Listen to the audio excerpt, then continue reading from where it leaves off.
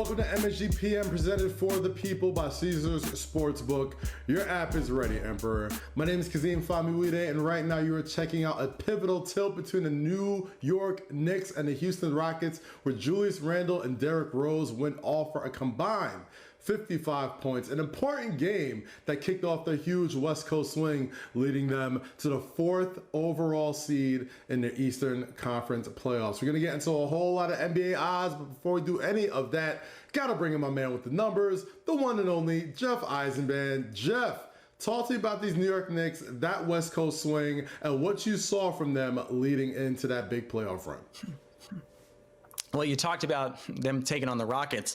That's a game the Knicks had to win, right? And I think that what we saw last year, which we hadn't seen from the previous few years from the New York Knicks, was they took care of business with the teams they had to. And Julius Randle and Derrick Rose showed up in this game. This was, this time in the second half of the season, Derrick Rose, you saw it live as he molded with this team, with Julius Randle, with RJ Barrett. It was an awesome sight to see. And the Knicks went to a West Coast, an ever-changing Western Conference, I'll say, Kaz, because, what LeBron James has done, I know he wasn't healthy last year at the end, but he shifted the power a little bit, as it seems like some of the power in the West has shifted back east.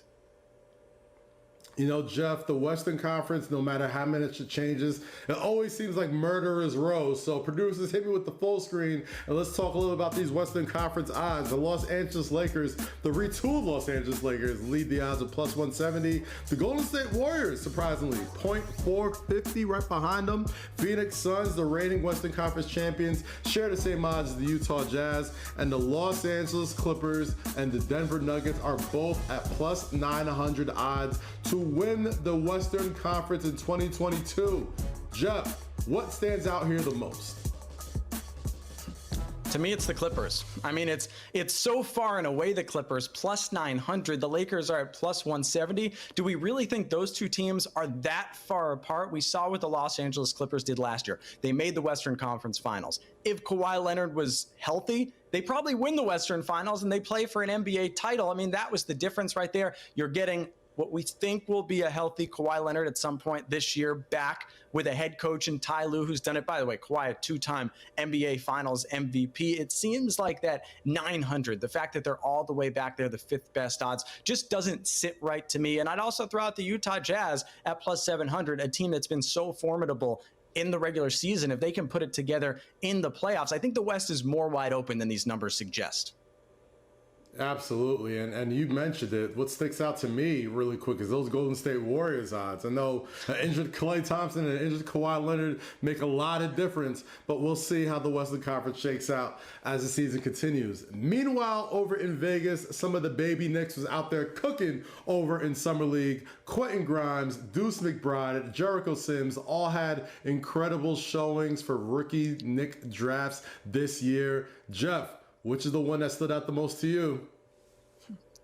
Well, first of all, by the end of Summer League, the Knicks looked like somewhat like the Harlem Globetrotters, the way they were playing out there. I know they had to get the wins down, but they were just so fun to watch, and the cohesion was off the charts. Quentin Grimes, I've continued to talk about it with you, Kaz. The Knicks need shooting, and this is a guy who's going to bring them instant shooting. 41% from 3 at Summer League. If he's able to shoot 40% from 3, what an instant contributor the Knicks have on their hands in a league that needs shooting, and a Knicks team that last year, if you can point to something that they needed desperately, it was shooting. The other guys, I don't know who's the bigger surprise, Deuce McBride or Jericho Sims. Jericho Sims, I've been calling him Blake Griffin-esque. That hang time, that bounce, what we saw from him and the way the Knicks were able to steal him late in the draft, he's going to find a way to do something in this league. I don't know how many minutes he'll get off the bat, but he has the talent to contribute on the glass, high flying, like I said, everywhere on the inside. And then Deuce McBride, it's going to be interesting to see, because he's not going to be able to score. He's not going to be able to average 15.2 points per game when he goes to, those full NBA games. But this is a guy who the Knicks know can bring instant energy off the bench, and it's a card Tibbs can play. Jericho Sims might have an easier time breaking the internet than breaking that center rotation for the New York Knicks, but either way, I'll take it. Speaking of those high-flying young guys, Obi Toppin led them all first team all summer league with 21 points, 8 rebounds down in Las Vegas. I know he may have some trouble getting that playing time with the NBA's most improved player, Julius Randle, playing in front of him. But what can he do this upcoming season to really break into that rotation and be an impact player in the NBA? Yeah, this was a big summer league for Obi Toppin. I think he learned a lot in his rookie season last year, right? He learned that he could be the NCAA Player of the Year at Dayton, but you're not going to be able to score the same way on NBA bodies once you step on that NBA hardwood. But you saw it in the playoffs. You saw it down the stretch as Obi Toppin stretched out his game a little bit, and he learned how to play an NBA role. And I think the fact that he was able to be that guy with confidence in summer league, he was the guy it felt like calling for the ball for the Knicks. He's not going to average 21 points per game this season for the Knicks, but Tom Thibodeau can look at him and say, okay, here's a guy who's going to know how to play. He's going to know how to play both in the offensive and the defensive end. I thought Obi Toppin was outstanding defensively, felt longer defensively. He's going to be someone that's going to be able to contribute better minutes for the Knicks and stay in that rotation this year. Aside from getting buckets, he was crashing the boards all summer long. And that's one way to break the rotation, is that rebounding. So producers, full screen me real quick. Let's look at those odds for the best rebounders in the NBA and who has a chance to take them this season. Clint Capella, no surprise there, plus 140 with the Rudy Gobert, not too far behind him. Jonas Valanciunas and Domantas Sabonis have 600 and 700 odds respectively. Nikola Vukovic of the Chicago Bulls and Karl Anthony Towns not too far behind with plus 1,300 and plus 1,500. Jeff, give me a sexy name over here that you think will steal this title.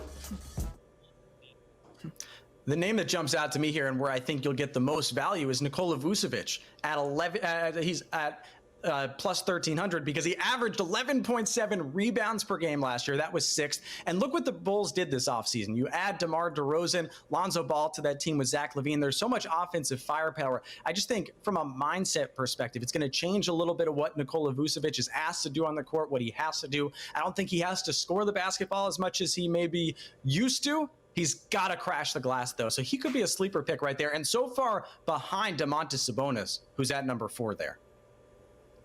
Jeff, you mentioned the additions of DeMar DeRozan, Lonzo Ball, and Zach LaVine was a very nice way of saying there's going to be a lot of missed shots. So definitely Nikola Vukovic is going to grab a lot of those boards when it comes to it. But let's talk about some underdog shots. There'll be dark shots. Odds. Let's get into it. Giannis Antetokounmpo, the reigning Finals MVP, with plus 1,600 odds. DeAndre Ayton and Joel Embiid both share 2,500 odds. Russell Westbrook, surprise, surprise, Los Angeles Lakers point guard, with plus 3,000 odds. And New York Knicks, Julius Randle and Mitchell Robinson each share odds 8,000 and 15,000 respectively. Out of these names, which do you think has the best chance to really lead the league in the NBA rebounding? Of these dark horse names, DeAndre Ayton is the one you have to take a look at because he averaged 10.5 rebounds per game. Not bad in the regular season last year, but that went up to 11.8 in the postseason. And I mean, was there a player that we saw improve more in the postseason last year than DeAndre Ayton when you look at everything that he had done throughout his career, throughout the season? And I think you have to imagine that just continues to trend in that direction. The defending Western Conference champions, bringing mostly everyone back. He's going to play more minutes. He's going to be on the court. He's going to be snatching rebounds. That's his job. That's what Chris Paul is going to be barking at him to do. So I think DeAndre Ayton is someone that I circle in there. Listen, Julius Randle, it's not crazy. It's not crazy, especially when you think about the minutes he'll get. And with the Knicks roster, the way that things are right now, plus 8,000, just look at it. I'm looking at Mitchell Robinson. He wasn't playing in his game that we're going to toss you back to in a little bit, but he's been working out. He got a little thick between the ears. Looks like a big dude, so I wouldn't mind putting some money down on that. Jeff, as always, thank you so much for hitting us with those numbers. This has been MSG PM. We'll take you back to the Knicks and Rockets. My name is Kazim Famiwide, and this has been MSG PM presented to you for the people by Caesar's Sportsbook. Your app is ready, Emperor.